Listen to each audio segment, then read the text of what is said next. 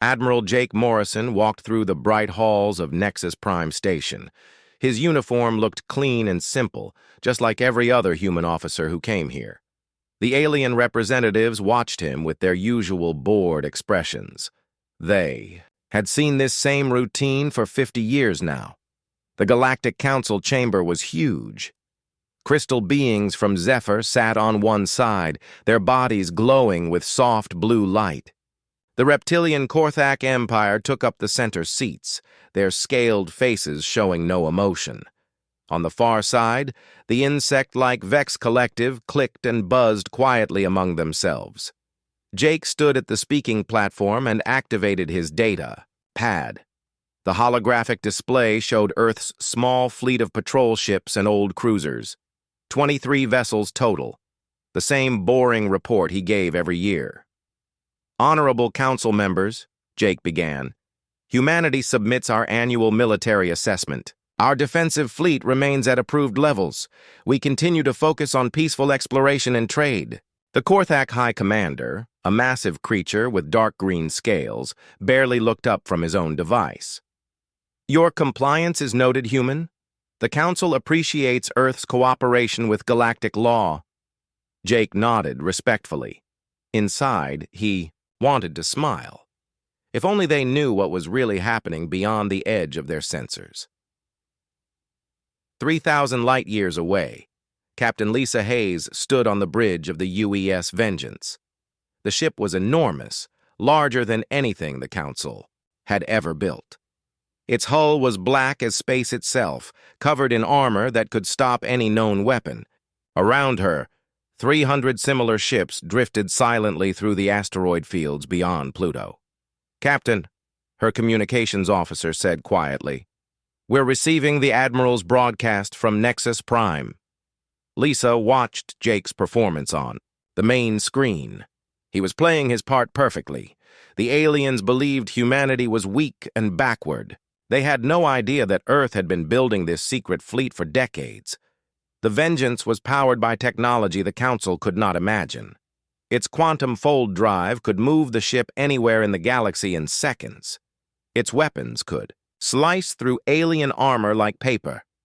Most importantly, its AI systems could think and react faster than any organic mind. Maintain position, Lisa ordered. Continue monitoring all Council communications.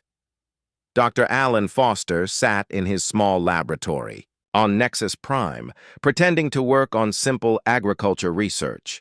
The aliens thought he was just another harmless human scientist. They let him move freely around the station, never suspecting that he was the genius behind humanity's greatest technological breakthrough. Alan had invented the quantum fold drive 15 years ago. The technology allowed ships to bend space itself, making instant travel possible. While the Council believed humans were still using slow chemical rockets, Earth's hidden fleet could appear anywhere without warning. His computer chimed softly. A coded message from Admiral Morrison appeared on his screen. It looked like routine scientific data, but Alan knew how to read the hidden meaning. The message was simple. Phase 1 complete. Maintain cover. Alan deleted the message and went back to his fake research. Tomorrow he would present his findings on improved crop yields to the Council's Science Committee. They would nod politely and file his report away, never knowing they were talking to the man who had changed the balance of power in the galaxy. Commander Ryan Walsh watched the massive construction yards hidden inside a hollowed-out dwarf planet. Thousands of automated machines worked around the clock, building fighters and support ships for humanity's secret fleet. The facility was called Olympus, and it was completely invisible to Council sensors. The drones moved with perfect precision, assembling hull plates and installing weapon systems. Each new ship was more advanced than the last. Human engineers had spent decades studying captured alien technology, then improving on it in ways the original builders never imagined. Production report, Ryan called out. 12 new fighters completed today, sir, his assistant replied. The new destroyers will be ready next week. Ryan nodded. Soon they would have enough ships to face any threat in the galaxy. The question was whether they would ever need to use them. Back on Nexus Prime, Ambassador Kate Sullivan finished her daily meeting with the Council's diplomatic committee. She smiled and made polite conversation with the alien representatives, but her mind was focused on more important matters. Kate had been Earth's ambassador for 10 years. In that time, she had carefully built relationships with dozens of species that the Council ignored or oppressed.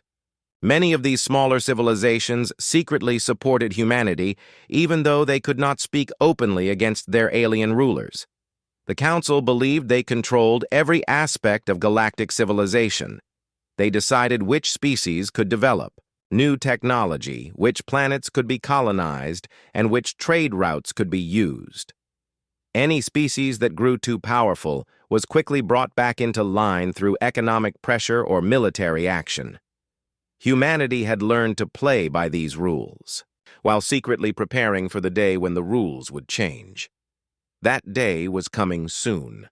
Jake's annual report was just another step in a plan that had been 50 years in the making. As the council session ended, Jake gathered his datapad and prepared to leave. The alien representatives were already discussing other matters, having dismissed humanity as a minor concern. They had made the same mistake that powerful civilizations had made throughout history. They had underestimated the humans. Dr. Alan Foster knew something was wrong the moment the door to his laboratory slid open. 3 Korthak security officers stood in the doorway, their reptilian faces showing no emotion.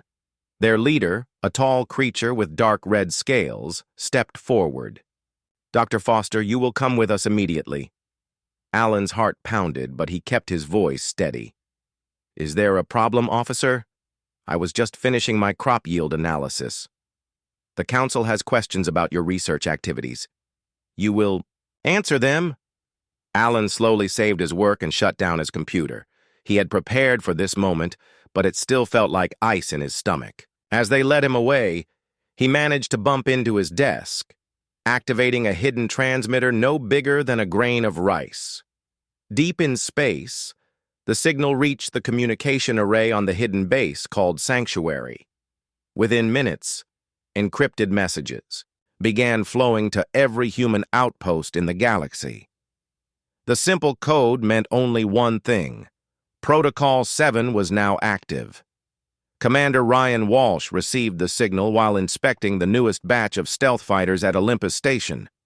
The message appeared on his personal device, disguised as a routine maintenance reminder. Ryan read it twice, then quietly walked to his office. He opened a secure channel to Admiral Morrison on Nexus Prime. Jake's face appeared on the screen, looking calm despite the situation. "Alan's been taken," Jake said without introduction. "How long before the fleet is ready?" 2 weeks for full deployment, Ryan replied. "But we can move earlier if necessary. Prepare for early deployment. If they break Alan, everything changes." Ryan nodded and closed the connection. He immediately began sending activation orders to ship commanders throughout the hidden fleet. Captains who had waited years for this moment suddenly found themselves preparing for war. On Nexus Prime, Ambassador Kate Sullivan maintained her diplomatic smile, while inside she felt sick with worry. She had just learned about Alan's arrest through her own intelligence network. The Korthak were known for their brutal interrogation methods. Kate requested an immediate meeting with the Council's Justice Committee. She sat across from 3 alien judges, trying to look concerned but not desperate. "Honorable judges, Dr. Foster is a respected scientist. What charges have been brought against him?" The Zephyrian judge, a tall crystal being, spoke in a voice like breaking glass. "He is suspected of developing unauthorized technology. The penalties for such crimes are severe. Surely there has been a mistake.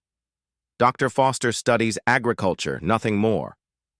The Korthak judge leaned forward, his yellow eyes gleaming. "We will determine the truth. Your scientist will be questioned thoroughly."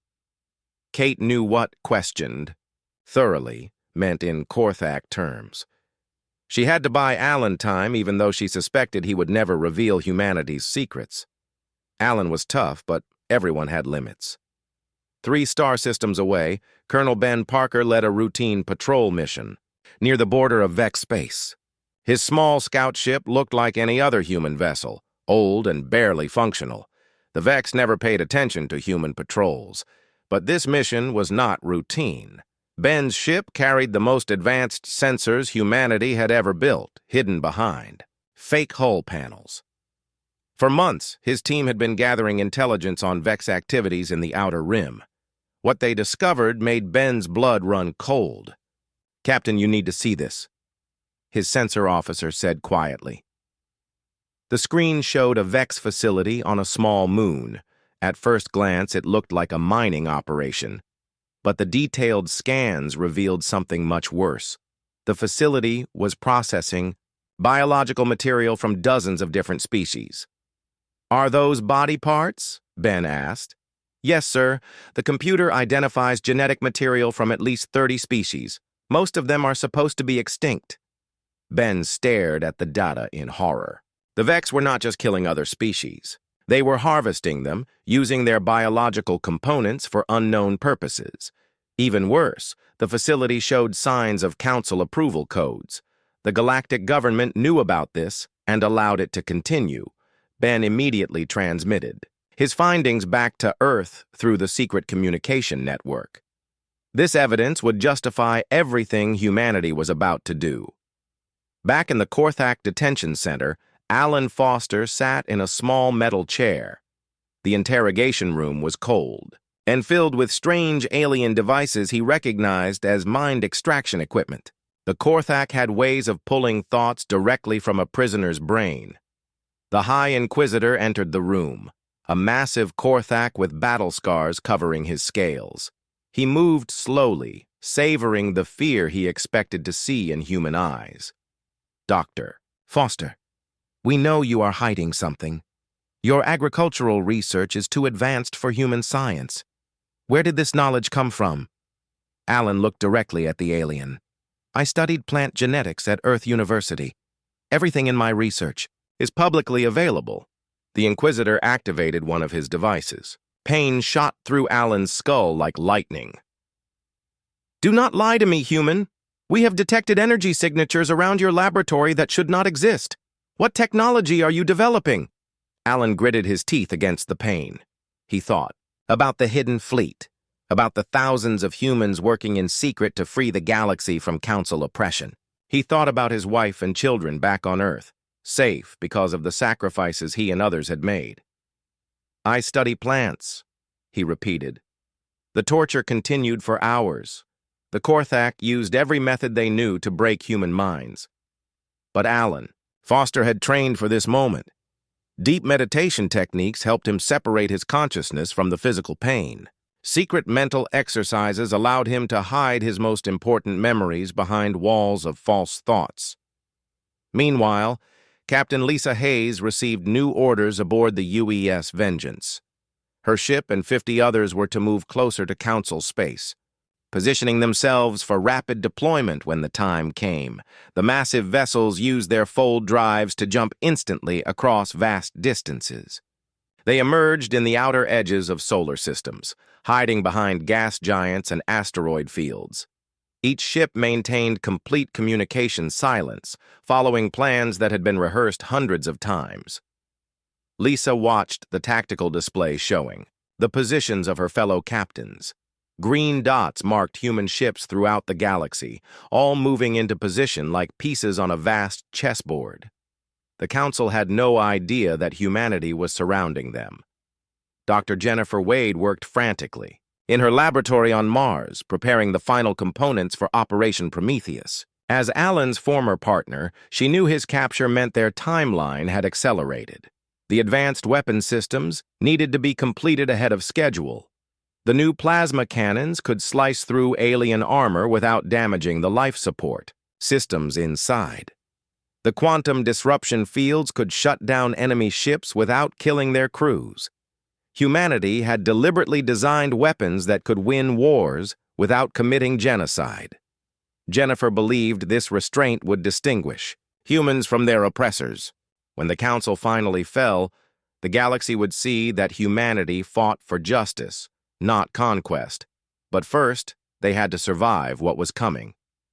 Every hour that Alan held out gave them more time to prepare. Jennifer prayed her old friend could last long enough for the fleet to save him. Dr. Alan Foster died on the third day of interrogation. The Korthak High Inquisitor had pushed too hard with his mind extraction devices, and Alan's brain simply could not take any more damage. His heart stopped while he was still strapped to the torture chair. The news reached Admiral Jake Morrison within an hour. He sat in his quarters on Nexus Prime, staring at the encrypted message on his personal device. Alan was gone, but he had died without revealing anything important. The man was a hero, though the galaxy would never know his name. Jake activated his communication array and sent a coded signal to Earth. 3 simple words: "The scholar sleeps." Within minutes, every human fleet commander received the same message. Phase 2 was beginning. Ambassador Kate Sullivan stood before the Council's Justice Committee, her face showing the right amount of grief and anger. She had requested Alan's body for burial according to human customs, a reasonable request that any civilized government should honor. The Zephyrian judge spoke first, his crystal body glowing with cold light. The prisoner died during lawful interrogation. His body will be disposed of according to council regulations. Kate felt real anger rising in her chest. Honorable judges, Dr. Foster was a peaceful scientist. Surely his family deserves the chance to say goodbye. The Korthak judge waved a clawed hand dismissively. The human was hiding dangerous technology. His body may contain evidence that threatens galactic security. Our decision is final. Kate bowed her head as if accepting defeat. In reality, she was activating a hidden recording device in her jacket. Every word of this conversation was being broadcast live to human colonies throughout the galaxy. The callous dismissal of human customs and rights was exactly what Earth's population needed to hear. For 50 years, many humans had questioned whether their secret military buildup was necessary. Now they had their answer. Captain Lisa Hayes received emergency orders while the UES Vengeance was hiding behind Jupiter's largest moon. A Korthak research facility in the Arcturus system was holding Alan's body and personal effects. The facility was heavily guarded, but it contained information that could not be allowed to fall into alien hands. Lisa's ship jumped instantly across space using its fold drive. The Vengeance emerged behind Arcturus Prime, a cold world covered in Korthak military installations. The planet's sensors could not detect the human ship through its advanced stealth systems. Tactical analysis, Lisa ordered. Her weapons officer, Lieutenant Danny Clark, studied the sensor readings. 12 defense platforms around the planet, 4 patrol ships in orbit. The research facility is underground, protected by energy shields. Can we get in without triggering a system-wide alert? Yes, ma'am. Our quantum disruptors can disable their sensors for exactly 18 minutes before backup systems activate. Lisa nodded. Launch the stealth teams. We go in fast and quiet. The Pash mission was perfectly executed. Human Special Forces soldiers, wearing armor that bent light around their bodies, infiltrated the facility while its security systems were offline. They recovered Alan's research data and personal effects, then disappeared before the Korthak even knew they were there. But the most important discovery was not what they took. It was what they found in the facility's computers. The data files showed 50 years of Council surveillance on human colonies. Famines that seemed natural were actually caused by alien sabotage of farming equipment. Industrial accidents that killed thousands were the result of Council agents weakening safety systems. Diseases that ravaged human settlements were deliberately introduced biological weapons. The Council had been systematically murdering humans for decades, making it look like natural disasters and equipment failures. Millions of people had died, so the aliens could keep humanity weak and dependent. General Paul Martinez received the evidence files at his secret command center on Mars. He read through the data with growing rage, then activated the highest level communication channel to Earth's government. President Helen Turner appeared on his screen, her face grave. She had already seen preliminary reports about the Council's crimes. "How long until the fleet is ready?" she asked. "All ships are in position," Paul replied. "We can begin Operation Prometheus in 6 hours." Helen was quiet for a long moment. She had hoped they could avoid open war with the Council, but the evidence made peaceful solutions impossible. The aliens would never stop their oppression willingly. "You have authorization for full deployment," she said finally. "Bring our people home." Paul immediately sent activation signals to 300 ship commanders throughout the galaxy. The hidden fleet that had waited in darkness for decades was finally going to reveal itself. Commander Ryan Walsh stood on the bridge of the mobile shipyard Olympus as the facility prepared for war. The massive construction yards were quickly building, the last batch of support ships that the fleet would need. Automated systems worked at maximum speed, using designs that had been perfected over years of secret development. "Final production numbers," Ryan called out. His assistant checked the latest reports. 312 capital ships, 800 fighters, 47 support vessels, all ships report ready for combat deployment. Ryan felt a mixture of pride and fear. They had built the most powerful fleet in galactic history, using technology the Council could barely understand. But starting a war was easy. Winning it was much harder. Lieutenant Sarah Kim piloted her stealth fighter through the outer edges of the Sol system, providing reconnaissance as the hidden fleet began to move. Her ship was invisible to most sensors, allowing her to watch Council patrol ships without being detected. The aliens had no idea what was coming. Their ships continued normal patrol patterns, their crews probably thinking about routine duties and shore leave. None of them suspected that humanity was about to change the balance of power in the galaxy forever. Sarah's communication system crackled with coded messages as human ships throughout the galaxy began their synchronized emergence from hiding. Ship captains who had maintained complete silence for years were finally talking to each other, coordinating the most complex military operation in human history. "All units, this is Admiral Morrison."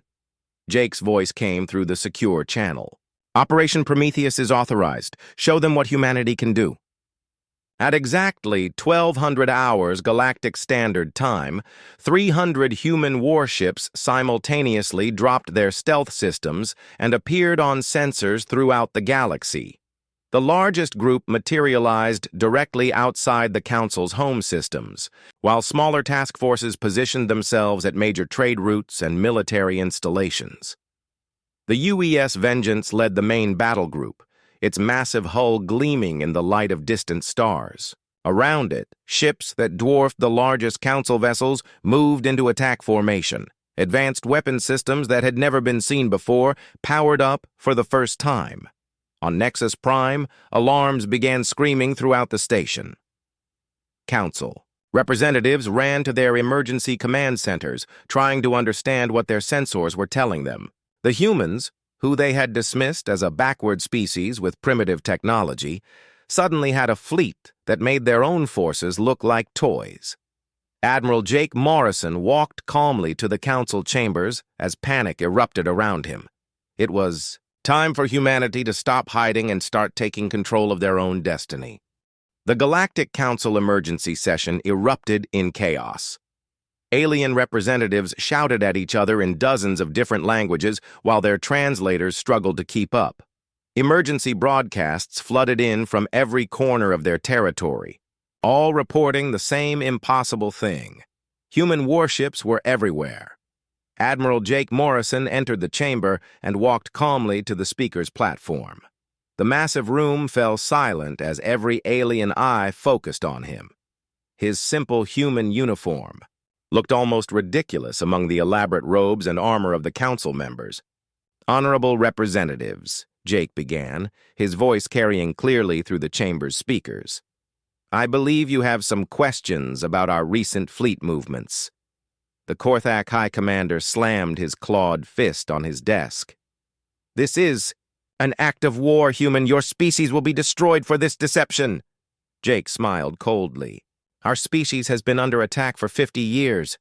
You just didn't realize we were fighting back. He activated his data pad, and holographic displays filled the air around the chamber. The images showed the evidence recovered from Alan Foster's mission. Files proving the Council's systematic murder of human civilians, biological weapons used against colonies, industrial sabotage that killed millions. These are your own records, Jake continued. 50 years of genocide, disguised as natural disasters. You turned our children into orphans, our families into refugees, our hope into despair, and you thought we would never discover the truth. The Zephyrian first speaker, a towering crystal being, rose from her seat. Her voice was like wind chimes in a storm. Even if these accusations were true, you cannot threaten the established order of galactic civilization. We are not threatening it, Jake replied. We are ending it.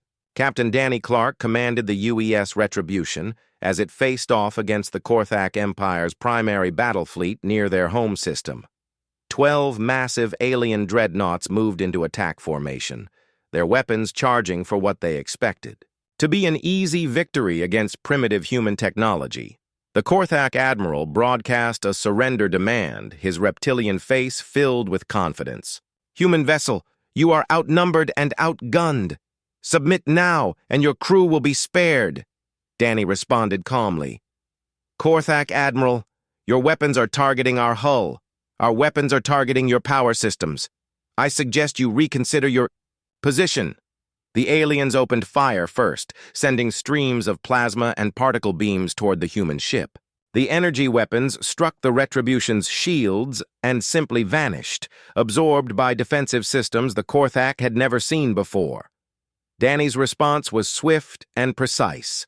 Quantum disruptor beams lanced out from the human ship, striking each alien vessel at exactly the right points. One by one, the mighty Korthak dreadnoughts went dark as their power systems shut down completely. Korthak Admiral, Danny broadcast again, your ships are disabled, but your life support is intact. Your crews are safe. This is how humans wage war. Similar scenes played out across the galaxy as human ships demonstrated their overwhelming technological superiority. But unlike the Council's usual tactics, the humans showed remarkable restraint. Enemy vessels were disabled rather than destroyed. Crews were spared rather than slaughtered. Commander Amy Rodriguez monitored the Zephyrian response from her position near their crystal cities. The crystalline beings were the galaxy's greatest, philosophers and scientists, but they had never seen anything like humanity's quantum fold technology. Commander, her science officer reported, the Zephyrian leadership structures are literally fracturing. Their rigid hierarchy cannot process this complete reversal of galactic power. Amy watched as the beautiful crystal spires of the Zephyrian capital began showing stress fractures. The beings inside were trying to recalculate thousands of years of careful political planning in the space of a few hours. A communication request came through from the Zephyrian Council of Minds. Amy accepted, and the image of their leader appeared on her screen. The crystal being's normal blue glow was flickering with uncertainty. Human Commander, we request immediate negotiations. The Zephyrian Republic seeks separate peace with your species. Amy had been briefed on this possibility. The Zephyrians were the least aggressive of the Council races, more interested in knowledge than conquest. They could potentially become allies rather than enemies. We will consider your request, Amy replied. But first, you must provide complete access to all Council records in Zephyrian territory. We need to know the full extent of the crimes committed against smaller species. The Zephyrian leader's glow dimmed further. They knew what those records contained, and they understood that humanity would not show mercy to species that had participated in genocide. Major Chris Thompson led Human Ground. forces as they liberated the Council's secret prison facilities throughout the galaxy. These hidden installations had been kept off all official records, containing beings that were supposed to have been extinct for centuries. The first facility Chris entered made him sick to his stomach. Thousands of individuals from dozens of species were kept in tiny cells, many of them the last survivors of races the Council had systematically eliminated. They had been kept alive for biological experimentation and genetic harvesting. Medical teams to Section 7, Chris called into his radio. We have survivors here who need immediate attention. An elderly being from a species Chris didn't recognize crawled toward him, speaking in a language that took several seconds for the translation software to process. Are you here to kill us too? The creature whispered. Chris knelt beside the survivor, his anger at the Council growing stronger. No, we're here to free you. You're safe now. As word of the liberation spread, former victims began providing testimony about the Council's crimes. Species that had supposedly died out from natural causes had actually been exterminated for their resources. Civilizations that had vanished from history had been secretly enslaved in these hidden facilities. The evidence was overwhelming and undeniable. The Council had committed genocide on a scale that dwarfed any atrocity in galactic history. Commander Rachel Barnes coordinated the defense against the Vex Collective's desperate counterattack. The insect-like beings had launched their entire fleet in a final attempt to destroy the human forces before their own crimes were fully exposed. But the Vex had made a crucial mistake. They had planned their attack using standard Council intelligence about human capabilities. They expected to face slow ships with primitive weapons, not vessels that could appear instantly anywhere in space. Vex fleet incoming, Rachel's tactical officer reported. 200 ships, all attack configuration. They're using Formation Gamma 7, Rachel observed, studying the alien approach pattern. Our AI has been analyzing their tactics for 15 years. Execute countermeasure sequence Delta.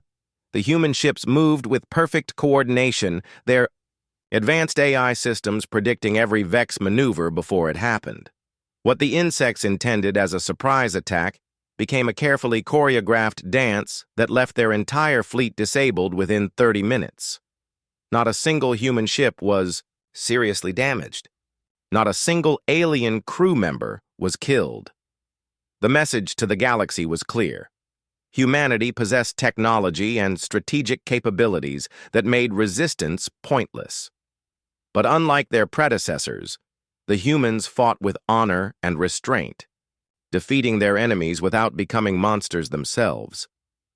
Back in the Council chambers, Admiral Morrison continued his speech as reports flooded in from across the galaxy. Every major Council fleet had been disabled. Every secret facility had been liberated. 50 years of careful human planning had culminated in 6 hours of perfectly executed operations. The old order is finished, Jake announced to the stunned alien representatives. But we are not here for conquest or revenge. We are here to build something better. He paused, looking directly at each Council member. You have a choice.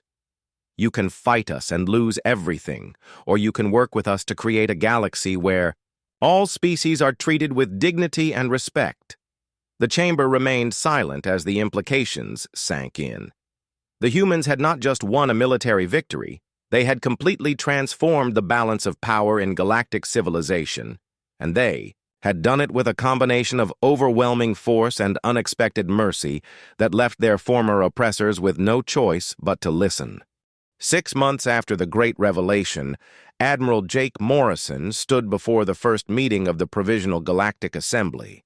The old Council chambers had been completely redesigned, with equal seating for representatives from over 200 species.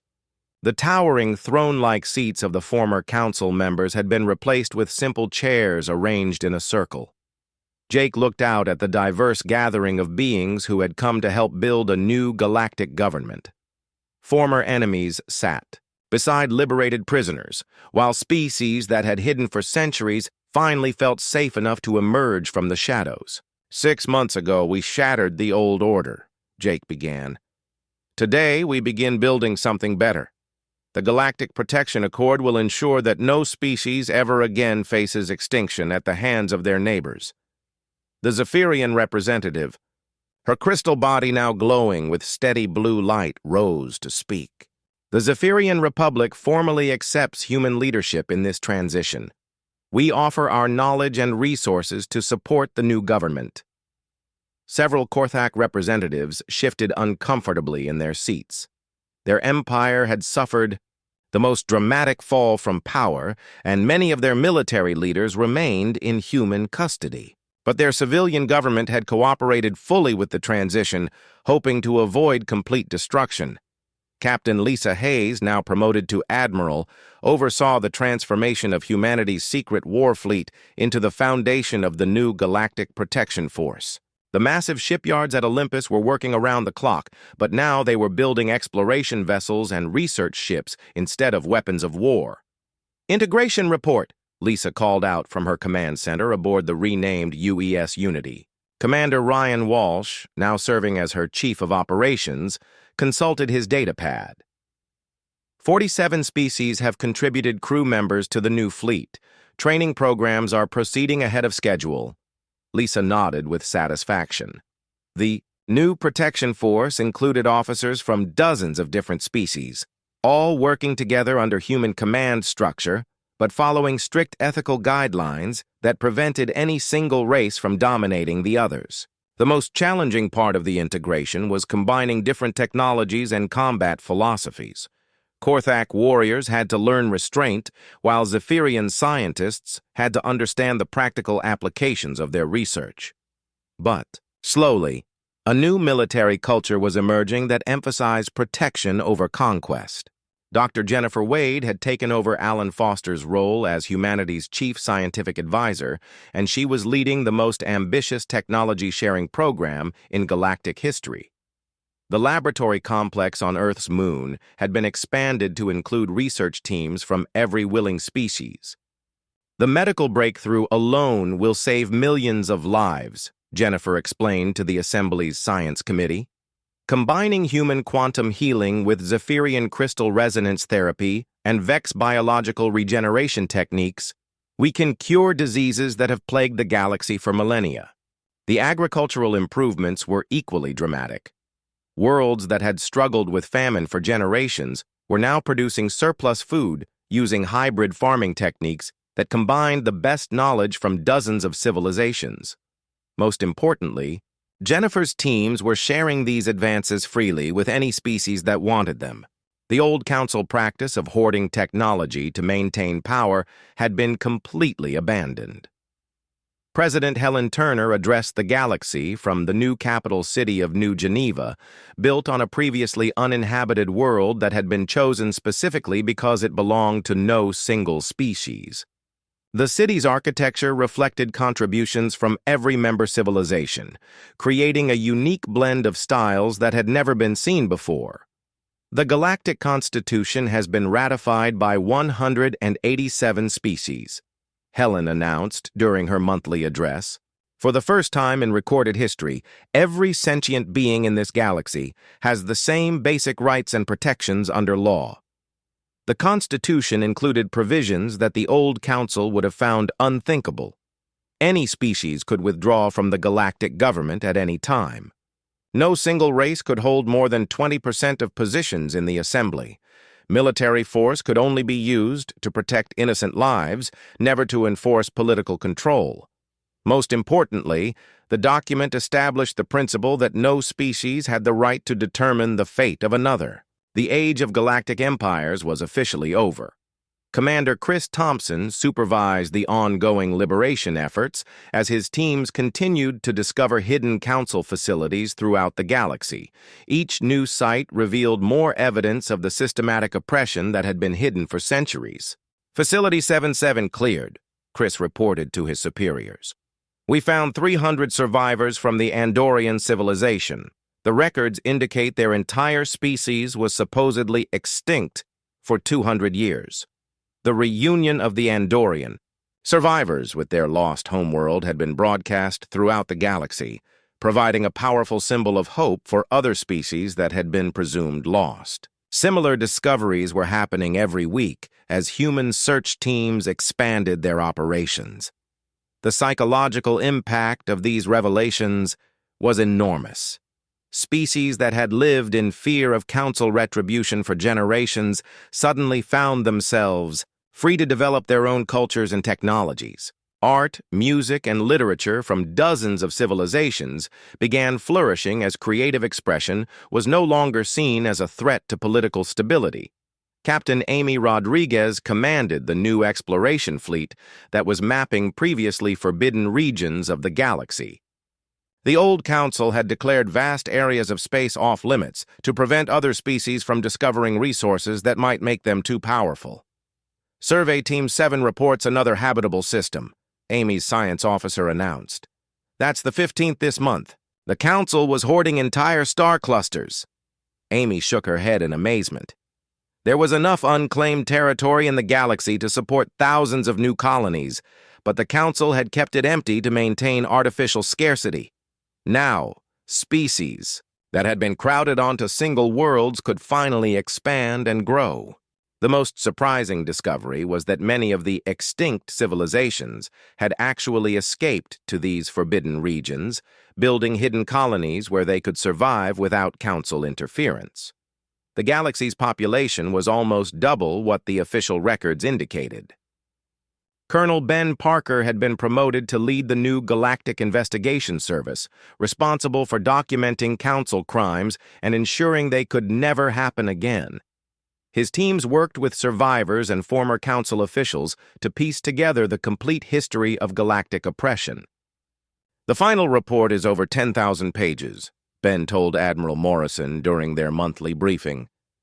The scope of the systematic murder and exploitation is beyond anything we initially imagined. The evidence would ensure that the old council leaders faced justice for their crimes, but Ben's real focus was on preventing similar atrocities in the future.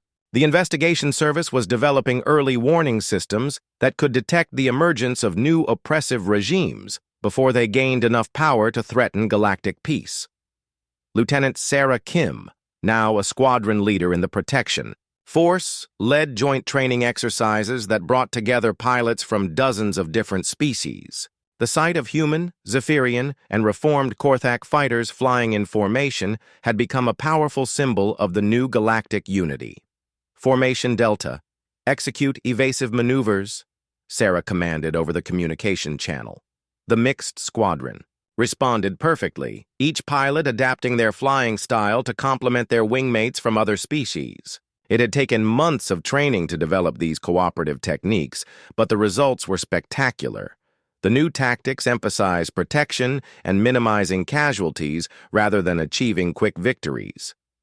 Pilots learned to disable enemy ships without destroying them, to rescue survivors from all sides of a conflict, and to use overwhelming force as a deterrent rather than a weapon of revenge. As the first year of the new galactic order drew to a close, Admiral Morrison reflected on how completely everything had changed. The secret fleet that had been built to protect humanity from council oppression had become the foundation for a government that protected everyone. The transformation had not been without challenges. Some species struggled to adapt to concepts like individual rights and democratic representation. Others had difficulty moving beyond centuries of hatred toward former enemies. But progress was being made every day. Most importantly, the children growing up under the new system would never know the fear and oppression that had defined galactic civilization for so long. They would inherit a galaxy where cooperation was valued over conquest, where diversity was celebrated rather than suppressed, and where the strong protected the weak instead of exploiting them. The human gift to the galaxy was not just advanced technology or military superiority. It was the radical idea that different species could work together as equals, building something greater than any of them could achieve alone. 2 years into the new galactic order, trouble began brewing in the Outer Rim territories. Admiral Lisa Hayes received urgent reports from her patrol commanders about growing unrest among some of the liberated species. Freedom, it seemed, was more complicated than anyone had expected. "Admiral, We have another situation developing in the Rigel sector, Commander Rachel Barnes reported from her flagship. The Talaxian refugees are refusing to accept resettlement assistance. They want to return to their original homeworld, but it's been strip-mined and is no longer habitable. Lisa studied the tactical display showing dozens of similar conflicts throughout human-controlled space. Species that had been oppressed for generations were struggling to rebuild their civilizations.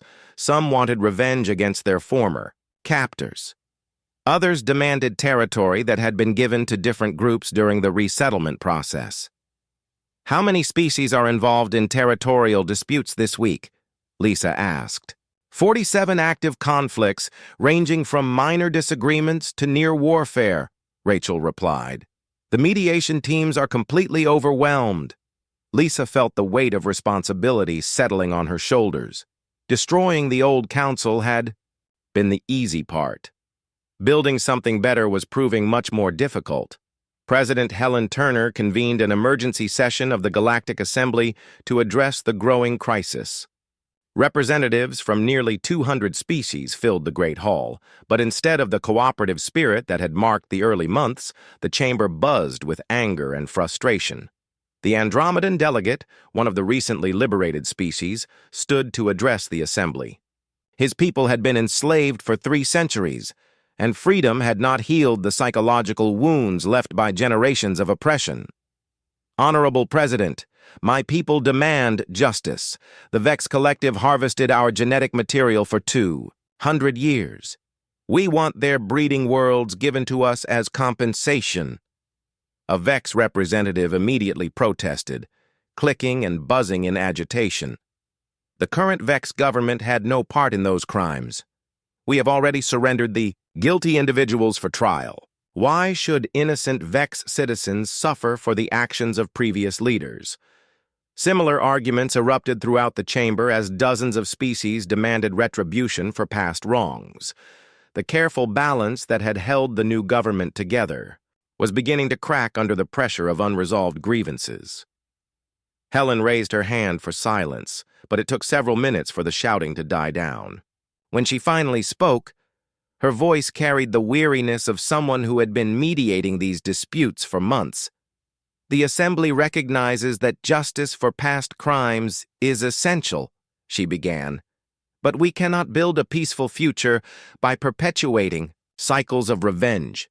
We must find solutions that honor the suffering of victims while protecting the rights of current generations. Her words were met with mixed reactions. Some delegates nodded in agreement, while others showed clear frustration that their demands for immediate satisfaction were being delayed by complex ethical considerations. Dr. Jennifer Wade faced her own challenges as she tried to coordinate the technology sharing program amid growing political tensions. Several species had begun hoarding the advanced technologies they received, using them to gain advantages over their neighbors instead of improving life for all.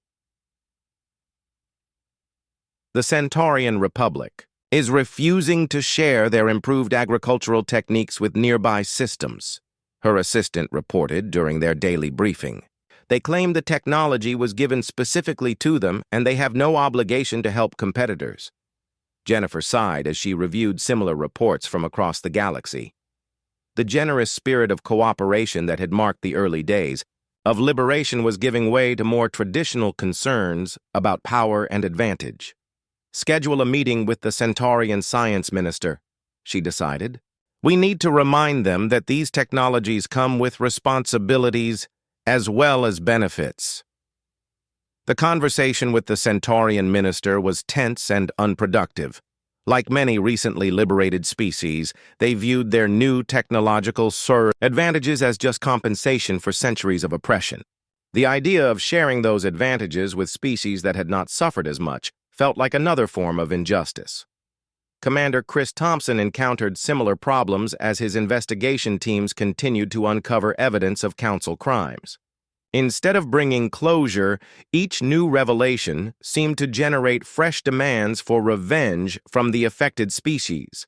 Sir, we've documented systematic cultural destruction on 47 worlds, his lead investigator reported.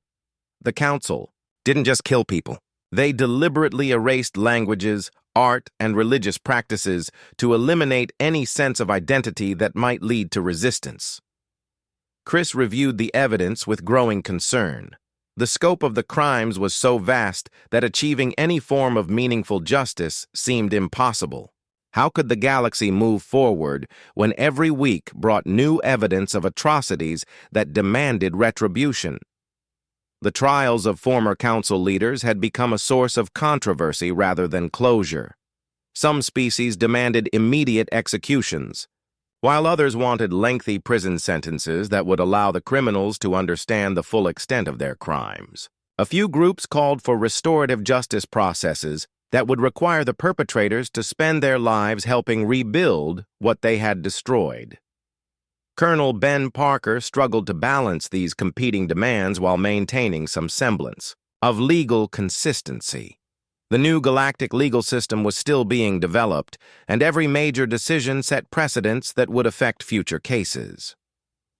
The HFY War Council trial is scheduled to begin next month, Ben informed Admiral Morrison during their weekly security briefing.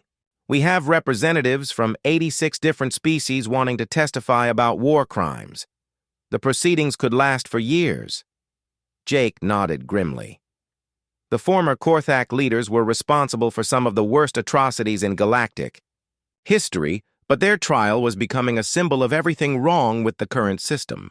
Too many groups wanted their voices heard. Too many different legal traditions demanded recognition, and too much historical grievance was being channeled into a single proceeding. "What's your recommendation?" Jake asked.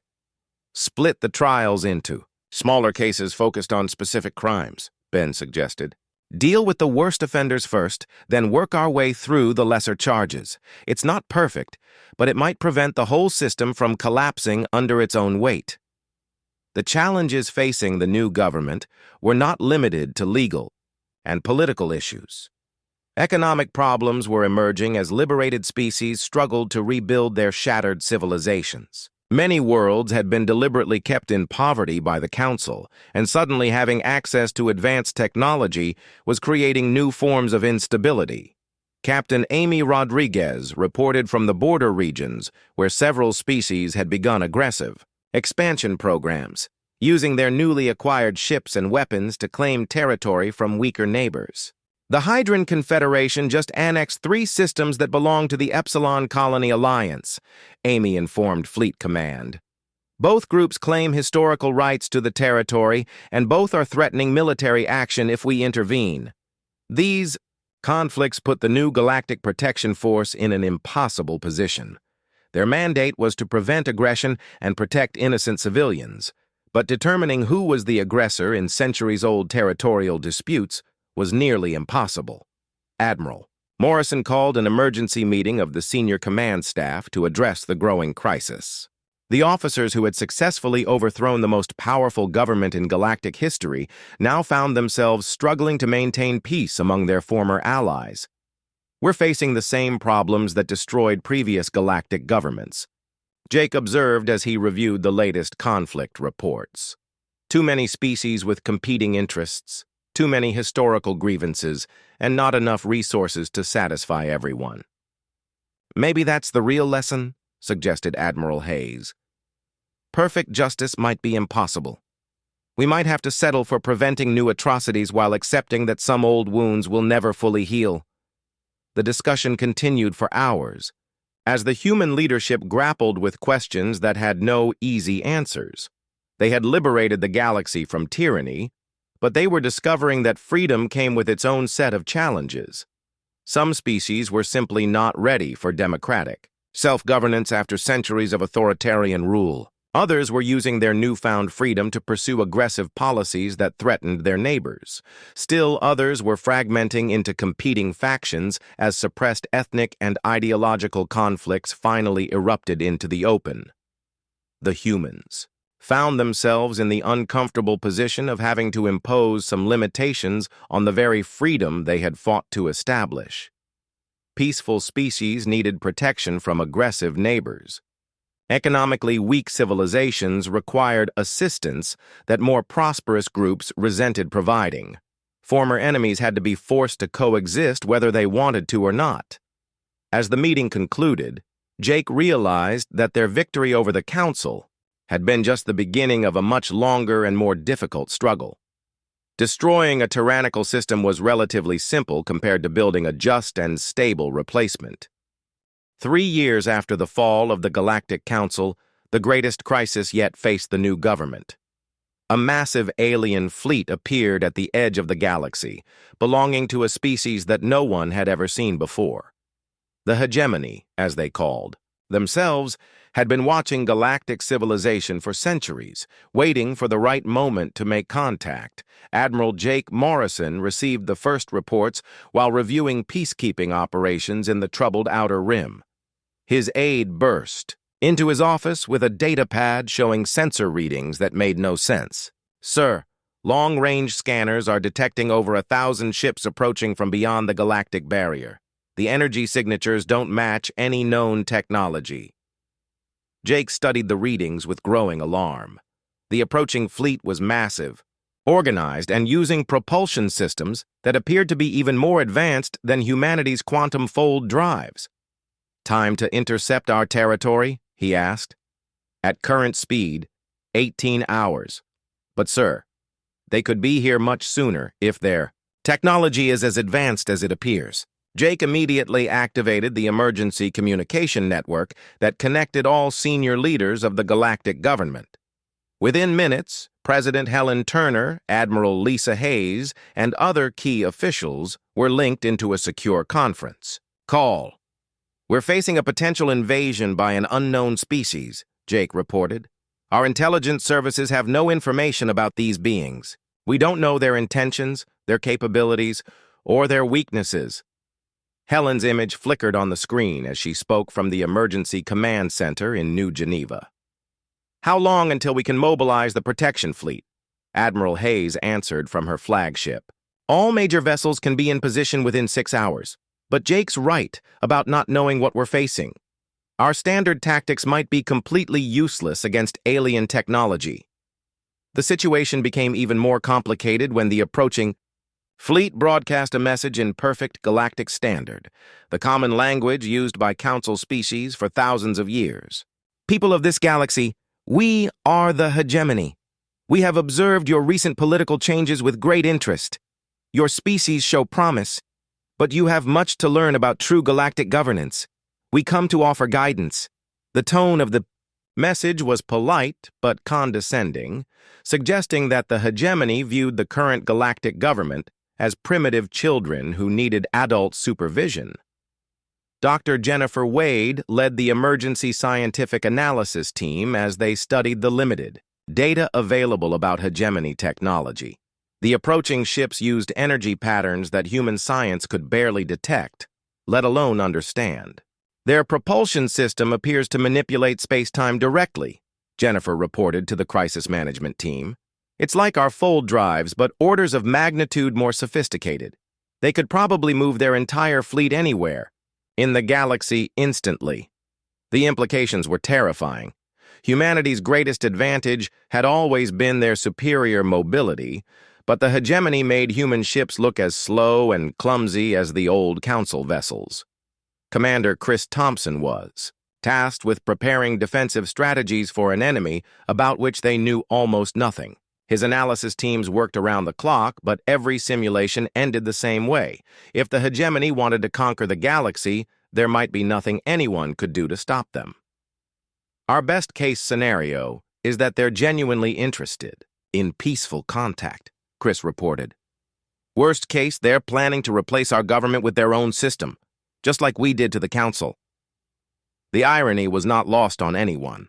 3 years earlier, humanity had used superior technology and strategic surprise to overthrow the established galactic order. Now they faced the possibility of being overthrown themselves by an even more advanced civilization. The crisis deepened when several liberated species began expressing support for the hegemony's offer of guidance. Many of the civilizations that had struggled with self-governance since the Council's fall saw the newcomers as potential saviors who could solve their problems. the Centaurian Minister of Trade sent a message directly to the hegemony fleet, bypassing the human-led government entirely. The Centaurian Republic welcomes your wisdom and experience. We have found the current system insufficient for our needs. Similar messages came from dozens of other species, creating a diplomatic crisis that threatened to tear the galactic government apart even before the hegemony ships arrived. President Turner called an emergency session of the Galactic Assembly, but the meeting quickly devolved into chaos as representatives argued about how to respond to the approaching fleet. "The humans liberated us from council tyranny," declared the Andromedan delegate, "but they have failed to provide the strong leadership we need.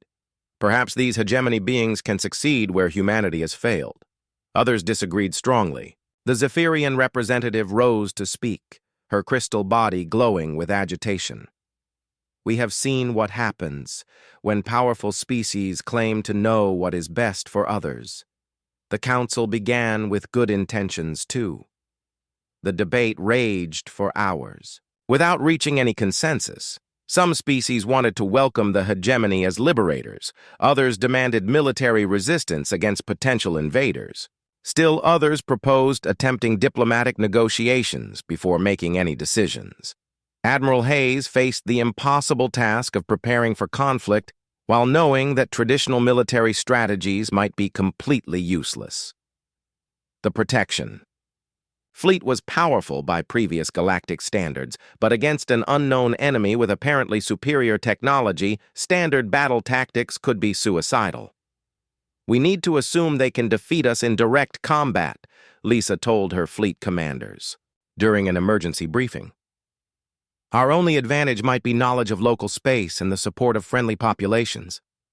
But even that advantage was questionable, given how many species seemed willing to side with the hegemony against human leadership.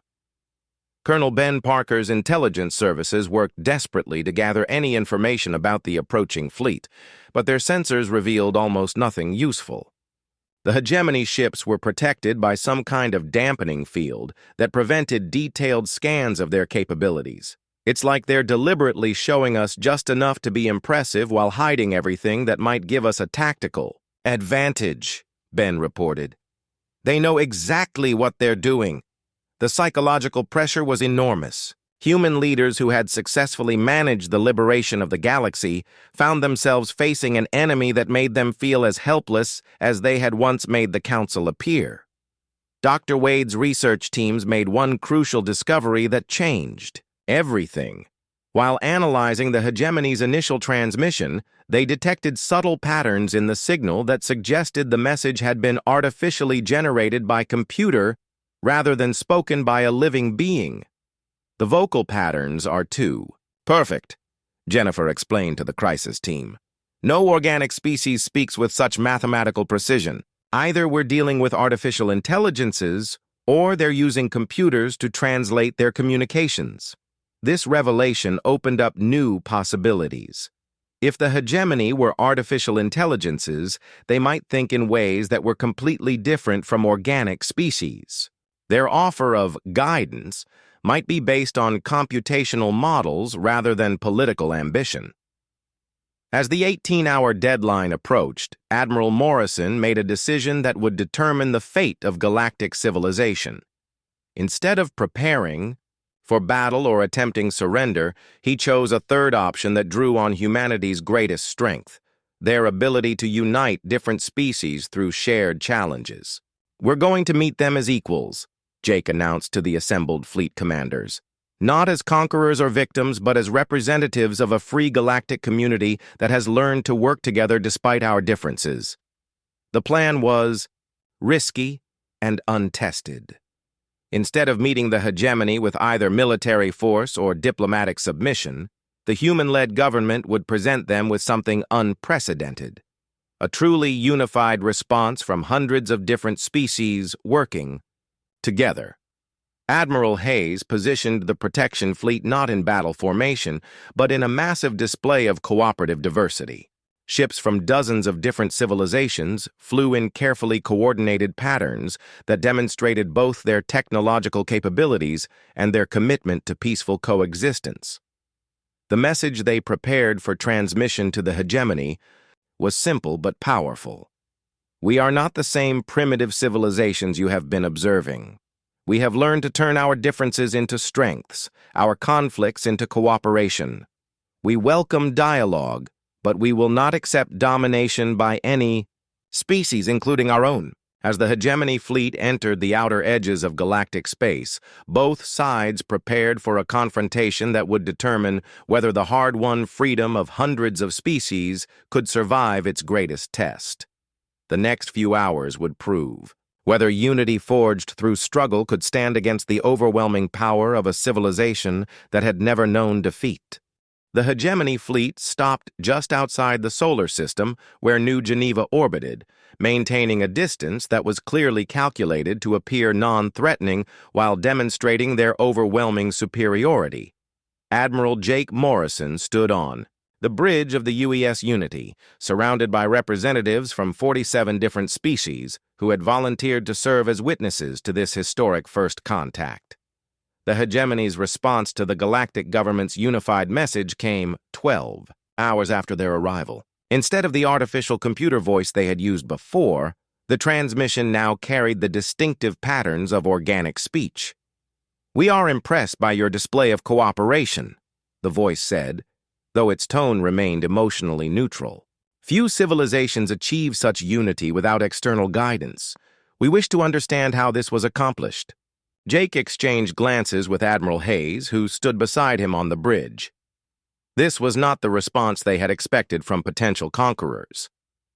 "Hegemony representatives," Jake replied, "we achieved unity through shared struggle against oppression. Our cooperation was forged in the fight for freedom, not imposed by force." There was a long pause before the hegemony responded.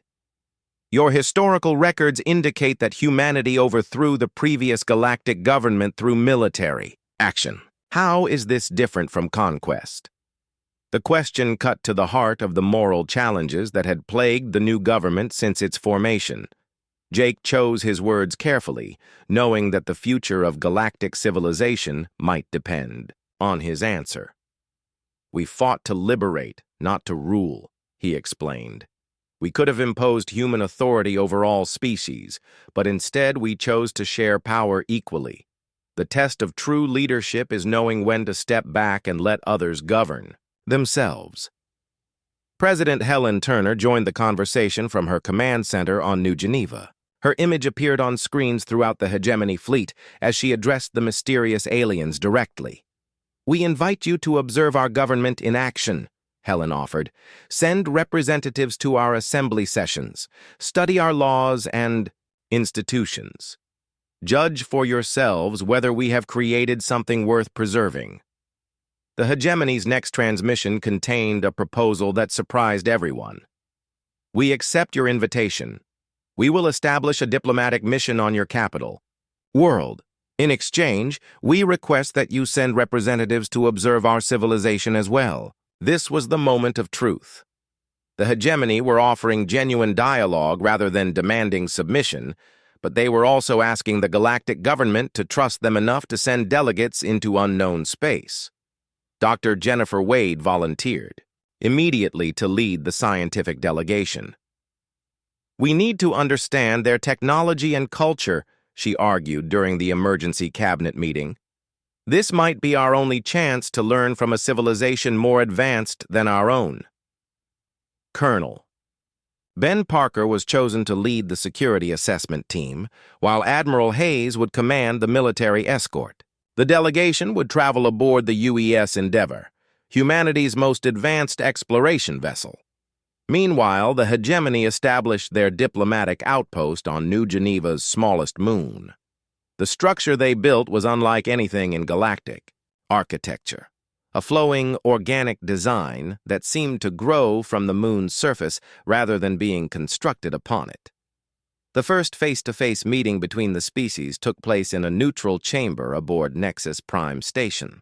Admiral Morrison led the galactic delegation, while the hegemony sent 3 representatives who were surprisingly similar to humans in basic appearance, though their silver skin and luminous eyes marked them as clearly alien. "We are curious about Your claim to represent hundreds of different species, the lead hegemony diplomat said without preamble. Our observations suggest that most galactic civilizations struggle with ethnic and ideological conflicts. How do you maintain unity among such diverse populations? Jake gestured to the mixed group of delegates behind him.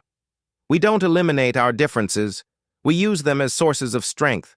When the Zephyrian's logic combines with Korthak determination and human adaptability, we achieve results that none of us could manage alone. The hegemony representative studied the group with obvious interest. This is indeed unusual. Most civilizations we have encountered solve the diversity problem through assimilation or separation. Your approach is inefficient but resilient. Over the following weeks, both sides learned surprising things about each other. The hegemony, it turned out, were not conquerors in the traditional sense. They were explorers who traveled from galaxy to galaxy, studying different forms of civilization and occasionally offering guidance to species they considered promising. We have observed over 10,000 different galactic civilizations, the hegemony ambassador explained during one of their regular meetings. Most follow predictable patterns: rise, expansion, conflict, collapse. Your recent transformation breaks several of these patterns. Dr. Wade's delegation discovered that hegemony technology was indeed far beyond anything humanity had developed, but it came with significant costs. Their advanced capabilities required a level of social conformity that would be unacceptable to most galactic species. They've eliminated war, poverty, and disease, Jennifer reported during her weekly briefing. But they've also eliminated most forms of individual expression and cultural diversity. Everyone thinks the same way, follows the same goals, lives virtually identical lives. The revelation sparked intense debate within the galactic government. Some species envied the hegemony's perfect social order and advanced technology. Others were horrified by the idea of giving up their cultural identities for the sake of efficiency. Commander Chris Thompson's analysis of hegemony society revealed the true cost of their achievements. They're essentially a post-individual civilization, he reported.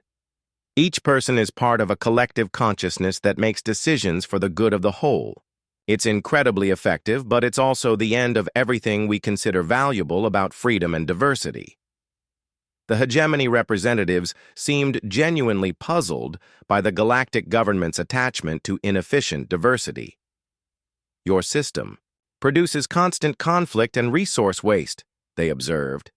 We could help you eliminate these problems and achieve true peace. At the cost of becoming copies of you, Admiral Hayes replied during one heated discussion. That's not peace. That's extinction with extra steps. The philosophical differences between the two civilizations became clear as the cultural exchange continued. The hegemony valued harmony, efficiency, and the greatest good for the greatest number. The galactic government prioritized individual, freedom, cultural preservation, and the right to disagree. Both sides recognized that these differences were probably irreconcilable, but they also found ways to learn from each other. The hegemony's advanced medical technology could save millions of lives without requiring social conformity. The galactic government's cooperative diversity offered solutions to problems that the hegemony's collective thinking could not address. After 3 months of exchange, both civilizations reached a historic agreement. The hegemony would establish permanent research stations in several uninhabited systems, sharing their medical and scientific knowledge with any species that wanted it. In return, the galactic government would allow hegemony observers to study their democratic institutions and conflict resolution methods. We have learned that there are many paths to civilization, the hegemony ambassador announced during the signing ceremony. Your path is different from ours, but it has value.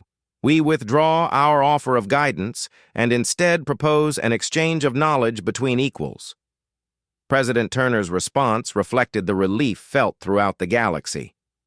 We accept your friendship and look forward to learning from your achievements while maintaining our own identity and values.